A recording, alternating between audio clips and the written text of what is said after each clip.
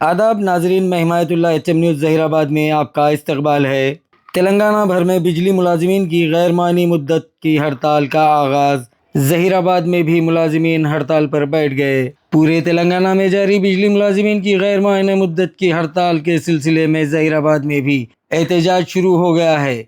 TGS-PDCL और TGN-PDCL के दायरे कार में काम करने वाले आउटसोर्सिंग और कॉन्ट्रैक्ट मुलाजिमीन को आर्टिजन यानी हुनरमंद कारकुनान के तौर पर तस्लीम करने का मुतालबा पर तेलंगाना बिजली artisan employees joint action committee TVAEJAC ने हड़ताल का ऐलान किया है। कमेटी कायदीन का कहना है कि बिजली के शोबे में काम करने वाले आर्टिजन, आउटसोर्सिंग और पीस रेट मुलाजिमीन तवील अरसे से अपने मसाइल के हल के मुंतजिर हैं, लेकिन हुक्काम की जानिब से मुसलसिल नज़रअंदाज किया जा रहा है, जिसके बाइस इन्हें एहतजाज पर मजबूर होना पड़ा। ये हड़ताल आज यानी 8 अप्रैल बरोज़ बुध सुबह 9 बजे से मुतल्लिक़ा डिवीज़न के दफ्तर पर शुरू हो चुकी है और मुतालबात की मंजूरी तक जारी रहेगी।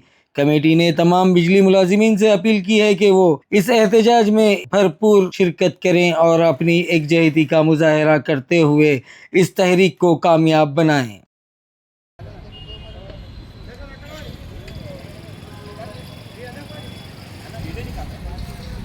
आवाज दो,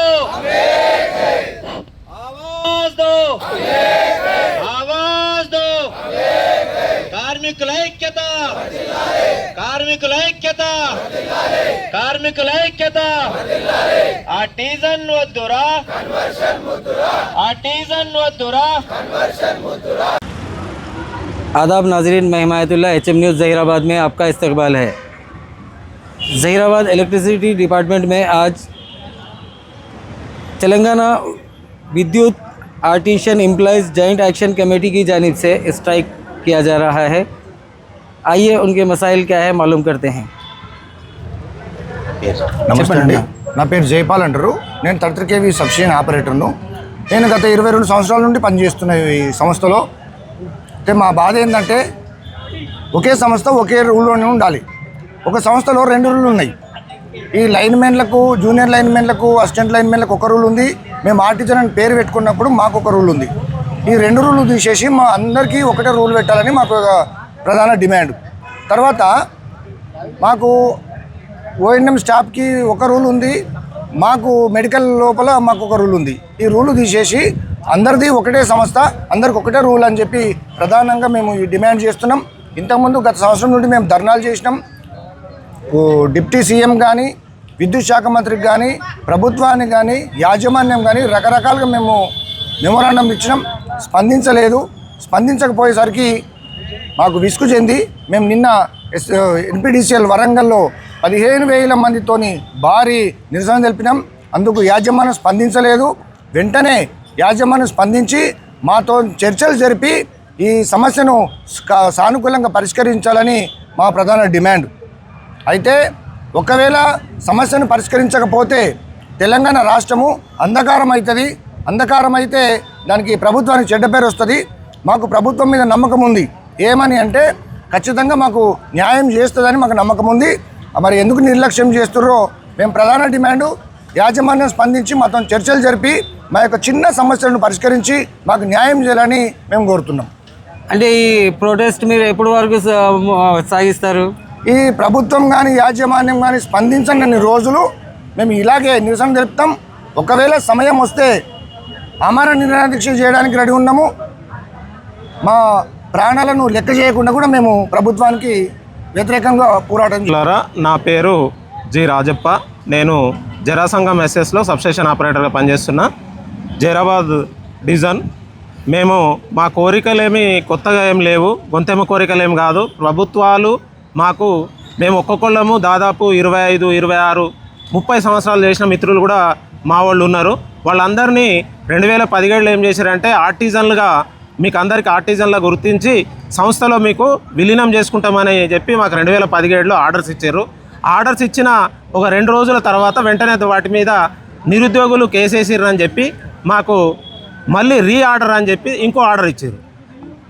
ఆ ఆర్డర్ను మేము హైకోర్టులో వేస్తే హైకోర్టు కూడా 2018లో మాకు వీళ్ళను విలీనం చేసుకోమని చెప్పింది. విలీనం చేసుకోమని చెప్పిన తర్వాత ఏం చేసింది ప్రభుత్వము ప్లస్ యాజమాన్యము ఒక దుర్మార్గమైనటువంటి ఆలోచన చేసి మాకు ఒక స్టాండింగ్ ఆర్డర్ అని కొత్త 1947 బ్రిటిష్ కాలం నాటి యొక్క ఆర్డర్ను తెర మీదకి తెచ్చి మాకు అందరికీ ఆర్టిజన్లుగా గుర్తించి మీకు ఆర్టిజన్ సర్వీస్ రూల్ అని చెప్పి క్రియేట్ చేశారు.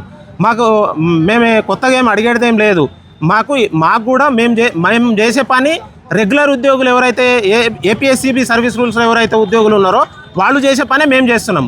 కాబట్టి మాకు కూడా ఏపీఎస్సీబీ సర్వీస్ రూల్ను వర్తింపజేస్తూ జేఎల్ఎం ఏఎల్ఎం కన్వర్షన్ చేయాలని చెప్పి జేపీఓ ప్లస్ యూడీసీ ఎల్డీసీలుగా విద్యార్హతలను బట్టి మాకు కూడా విద్యుత్ శాఖ ఏపీసీ సర్వీస్ బోర్డులకు కన్వర్షన్ చేయాలని చెప్పి మాది మొట్టమొదటి డిమాండ్.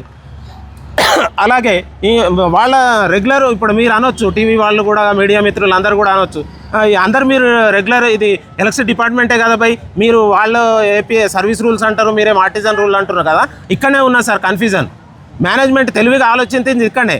వీళ్ళు అప్పటి నుంచి కాంట్రాక్ట్ వ్యవస్థలో ఉన్నారు, వీళ్ళు పైకి రాకూడదు, వీళ్ళని ఇదే రకంగా ఇదే బేసిక్లో ఉంచాలి, అదే 30-40 వేల బేసిక్ల కాడే ఉంచాలి. వాళ్ళని రెగ్యులర్ ఉద్యోగులకు లీవ్ల కాడ కూడా లీవ్ రూల్స్ కూడా వేరే, మాకు ప్రివిలైజ్డ్ లీవ్స్ అని చెప్పి ఒక 30 నువ్వు జీవితాంతం నా సర్వీస్ అయ్యేంత వరకు 30 లీవ్సే ఉంటాయి. వాళ్ళకు సంవత్సరానికి 15 లీవ్స్ వస్తాయి, వాటికి ఎన్క్యాష్ చేసుకోవచ్చు. మాకు ఎన్క్యాష్ రూల్ లేదు, ఒక గ్రాట్యుటీ లేదు. నేను రిటైర్ అయిపోతే ఈరోజు రిటైర్ అయిపోతే నాకు ఒక 50-60 వేలు కూడా రాదు. నేను ఇప్పుడు దాదాపు ఒక 7-8 సంవత్సరాలు అయితే రిటైర్ అవుతాను అనుకోండి, నాకు వచ్చే గ్రాట్యుటీ ఎంత ఒక 1 lakh కూడా రాదు. అదే రెగ్యులర్ ఉద్యోగి ఏపీఎస్సీబీ రూల్స్ ఉన్న ఉద్యోగికి ఎంత వస్తుంది అంటే దాదాపు ఆయనకు ఒక 15-20 లక్షల గ్రాట్యుటీ వస్తుంది, రిటైర్మెంట్ గ్రాట్యుటీ. ఓకే. ప్లస్ మళ్ళీ ఈఎస్ఐ పిఎఫ్ల కాడ కూడా కటప్.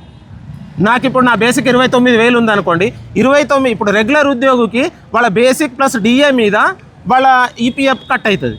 మాకు అది లేదు, మాకు 15,000 కటప్, 15,000 బేసిక్కే నాకు ఈఎస్ఐ ఈపీఎఫ్ కట్ అవుతుంది.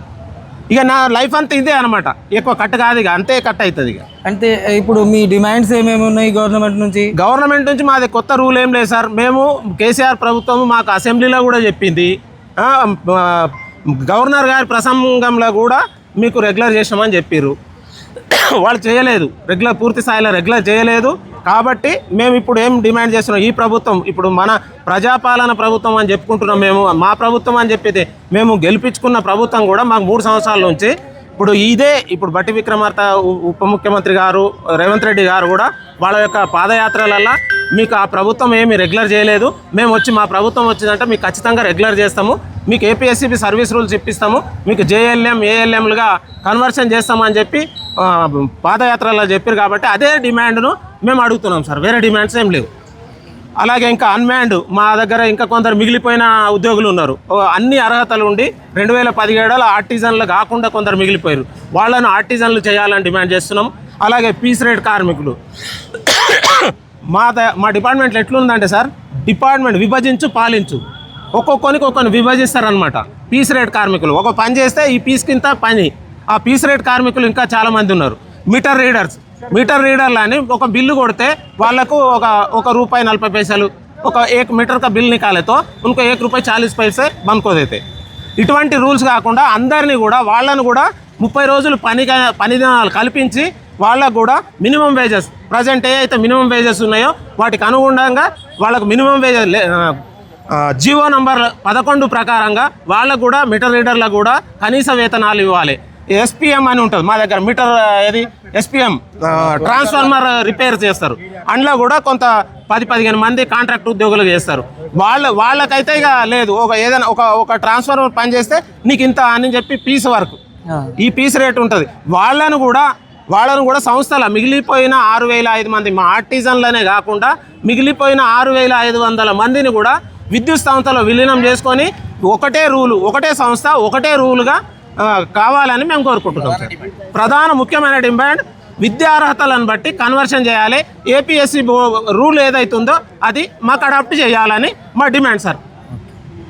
Thank you sir. కార్మికుల ఐక్యత, కార్మికుల ఐక్యత, కార్మికుల ఐక్యత.